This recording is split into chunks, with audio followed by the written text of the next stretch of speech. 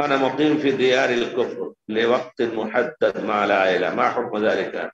لماذا أنت مقيم وأنا أعرف بكل يقين أنك الآن إذا أقمت وحصلت هناك البطاقة الخضراء الذي تسمونه جرين كارد، زوجتك إذا رفضت أني ما أذهب إلى باكستان، إلى هند، إلى مصر، إلى ليبيا، إلى كذا، لا تقدر أن ترجع بها إلى بلادك. يمكن ترجع بخف حنين، ما تحصل شيء، لأنك إذا كنت أجبرتها بأنك تأخذها إلى بلادك مرة ثانية وقالت لا، فالحكومة معها تريد أن تفسد عقيدتها ودينها وإيمانها وتفسد عقيدتك كمان. فإما أن تكون طائعة للزولة وتبقى هناك أيضا، وأنا أقول بدون فائدة، بدون وجوب أمر.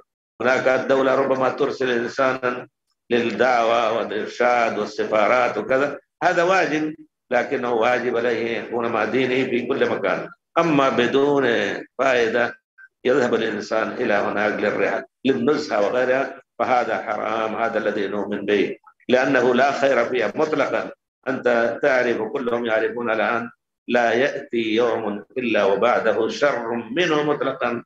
كل يوم نظامهم وهم يقولون نحن عندنا حرية، بل قتل الحرية هناك واضح جدا.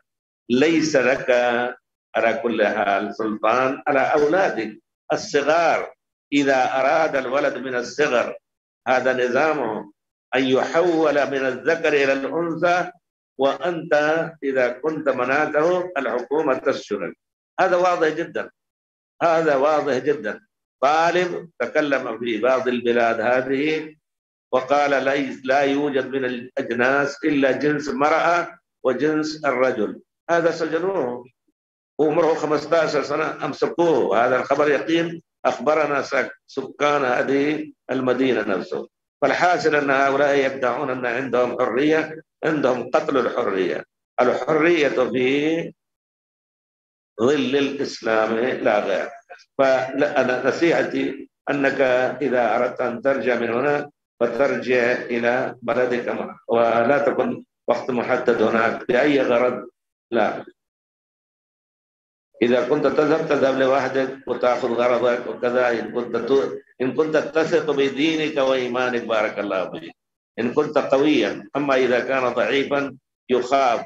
تعرفون يقولون مسألة الصيام، قالوا يجوز أن يقبل زوجته أو لا। صيام के मसले पूछते हैं कि क्या अपनी बीवी को रोजे की हालत में बोसा दे सकता है? ماذا قال العلماء؟ عائشة رضي الله عنها سئلت هل يقبل الصائم زوجته؟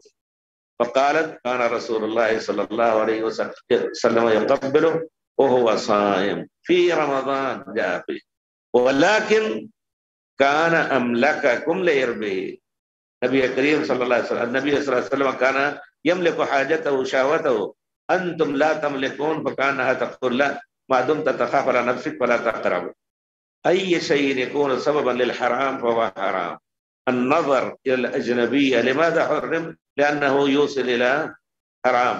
فهكذا بارك الله فيك. فأنت الآن لماذا تذهب هناك وأنت تعرف أنك لا تكون تقوى على نظامه؟ أما إذا كنت صلبا بعقيدتك تذهب لوحدك، لا تأخذ أولادك ولا تأخذ نساءك، لا بأس فيها لحاجة دراسة أو شيء. نعم.